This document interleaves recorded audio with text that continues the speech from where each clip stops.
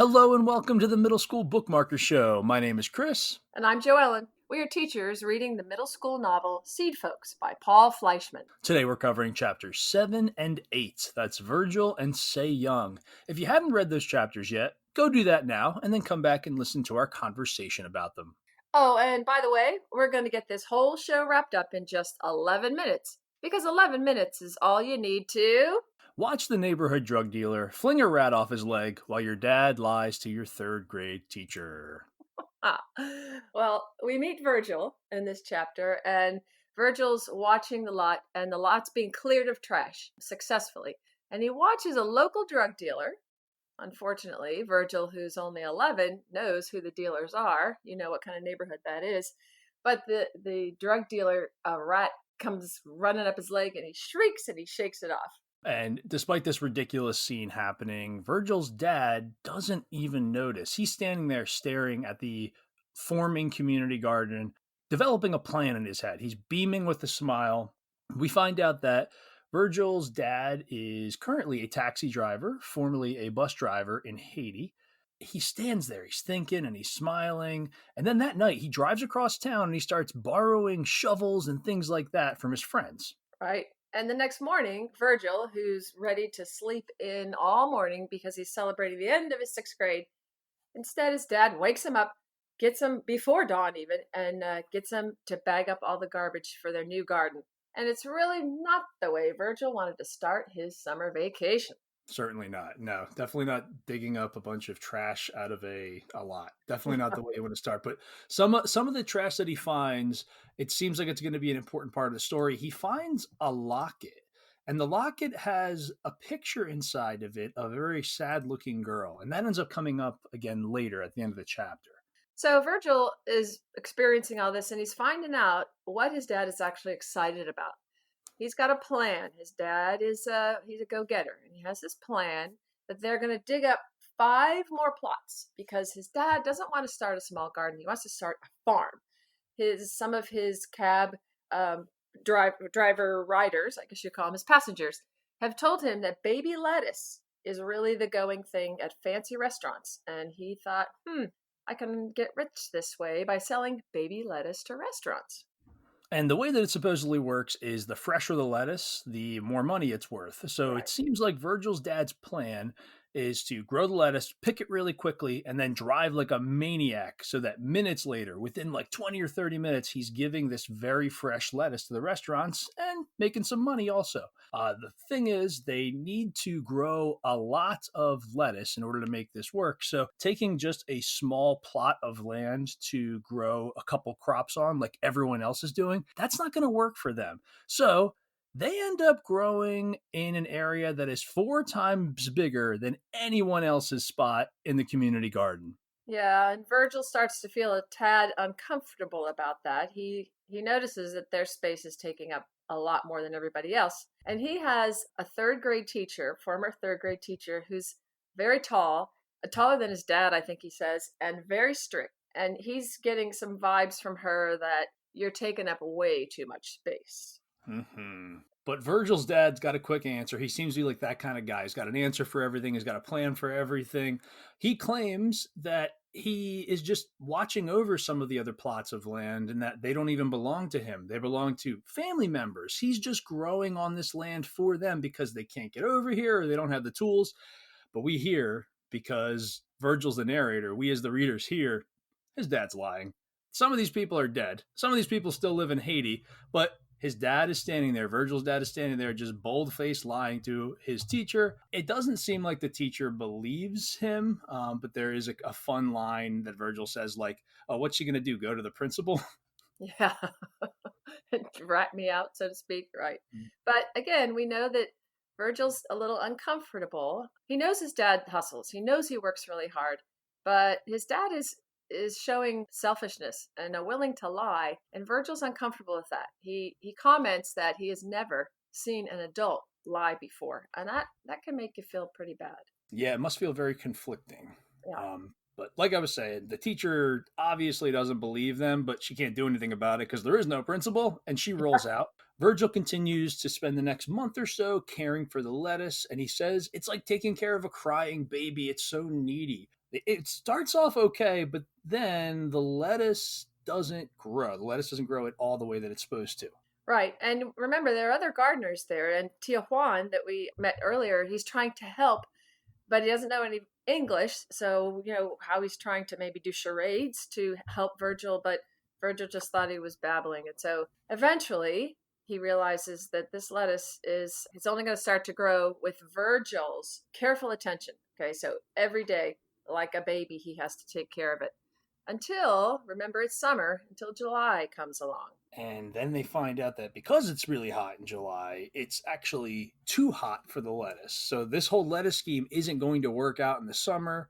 Virgil's dad finally stops smiling when they find this out because they invested in this huge scheme and then they find out the lettuce isn't even supposed to be grown in July. Right. And as you know, as gardeners, we know we have to watch the calendar very, very carefully. And Virgil's upset, to say the least. He didn't get a bike. He starts to feel bad for his father. But Virgil's pretty smart and he remembers about Greek mythology in school. And he remembers the locket with the picture of the sad faced girl who had flowers on a hat, I think, too. And the sad lettuce reminds him of this sad picture. And he makes a quiet prayer to that girl in the locket to save the lettuce, which was pretty neat, I think. And so the chapter seems to end on a downer. The lettuce is not growing, but we'll see. Maybe that prayer works out. Yeah. We then flip over and we meet our new narrator, Se Young, and you probably have noticed when you were reading that this is not written grammatically correct. It's written in a dialect, which is when writers write in a way that makes the characters sound more like they actually speak, even if it isn't grammatically correct. This really helps us like kind of hear the individual voices of characters, and that is very evident with Se Young. Yes, it is. It's enjoyable to read. Chris. It really puts you in her body. Like listening and reading to like her. We know that she's a really hard worker, just like Virgil's dad. But she seems a lot more honest, as we'll find out when you read. There are her crowded houses she's lived in. She's had difficult jobs. She's got a really difficult job, and she's happy that she only has to work 6 days a week, not even five, just six. She is an immigrant from Korea, again, working very hard to make a living. So in America, they're kind of chasing that American dream. They're saving up for kids' college, even though they haven't had a kid yet. They invest in a dry cleaning business, and Se Young does seamstress work where she sews at night. But man, Se Young has a tough life. Those Yeah. children don't come, even though they really want to have them. And in his mid 30s, oh man, Se Young's husband dies of a heart attack really unexpectedly. I wish that that was the end of Se Young's bad luck, but it was not. Oh, no, it was not. Just one after the other. She's in the store and she's robbed at gunpoint. A guy comes in with a coat wrapped around and a gun under it. He kicks her in the face. He breaks her cheekbone. He knocks her out, leaves her on the floor. She woke up later, not even knowing what was going on. Very sad scene. Yeah. Mm-hmm. We got about 2 minutes left, Joelle. So Okay. let's pick up the pace a little bit. Very good. But I want to make sure we address all of this. Yeah. So Young ends up, because of this incident where she was attacked, she basically has what's called post-traumatic stress disorder. Mhm. She's afraid to go outside. She's afraid to go or be around other people because her brain tells her you need to be scared of these people because they might attack you like the other person that attacked you in the shop did. So she feels very afraid and she feels constantly like she's in a lot of pain and she's frequently reminded of the really bad attack that happened on her. She stays inside for 2 years, fearing and hiding. But there was a little bit of hope because she stumbles upon something one day. She sees a little girl in the garden and she feels way deep down somewhere a little spark of positivity for the first time in years. She sees Kim with her beans and the other gardeners with corn.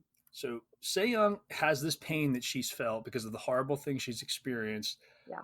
She doesn't feel like she can actually go and talk with people, but she does feel like she's ready to be around other people, which is a step towards healing when you have problems like Se Young does. Right. And Se Young is again starting to feel a little more secure. The quote is really perfect for these cold winter days. She says like it feels like sitting near a fire in winter, just being near people.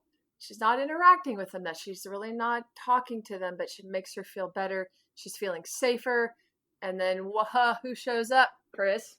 I'm gonna race through these last couple Yeah. points. Sam, the peacemaker, shows up. So Say Young's there growing her peppers. Sam comes and asks about those peppers, and we find out that Sam has found a clever solution for the water problem in the garden. He basically got all the kids to compete in a contest to invent an answer to the solution, and they do. They figure out some kind of thing where the spouts run off into garbage cans, and then everyone can take the water. But Say Young notices that even though they have these garbage cans, it's still hard for people to scoop the water out. So that funnel on the cover, we finally find out what it's used for. Say Young buys those funnels and she puts them at each of the garbage cans, and then she watches other people use the funnels. She helped the garden. She contributed to the community, and everyone started using the funnels, and it made their gardening lives a little bit easier, and it makes Say Young feel so good. It makes Say Young feel like she's part of something for the first time in years, and she really needs that. Even though we're over time, I'm going to go over these two big takeaways really quick because I think they're important. Yeah. So I had two big takeaways from this chapter. First being that the other gardeners were around Say Young the whole time. Virgil's dad's running around and Wendell's running around. All these people are running around. They don't know how much pain Say Young is in inside of her head or how afraid she is because she just appears to be like everybody else. So that's a huge takeaway. You don't know what other people are going through, even though they might look like you, even though they're walking in your classrooms and in your gardens. You don't know what pain that they have in their head. So don't assume that you do. Sometimes think about what other people might be going through if they're in a bad mood or whatever. Would you like to go over the other takeaway, Joe Allen? Well, yeah. So also with that, they don't know, those gardeners don't know what that garden did for Say Young. I mean, from sheltered internally, not going out of her house, not shopping, not communicating, to now being a part and a vital part of this community. It's like a medicine for Say Young. These people were just amazingly helpful to her. And again, maybe all of us have a little something we can just contribute to somebody else that helps them feel better about anything they were going through, like you said, Chris. Thanks for letting me share that.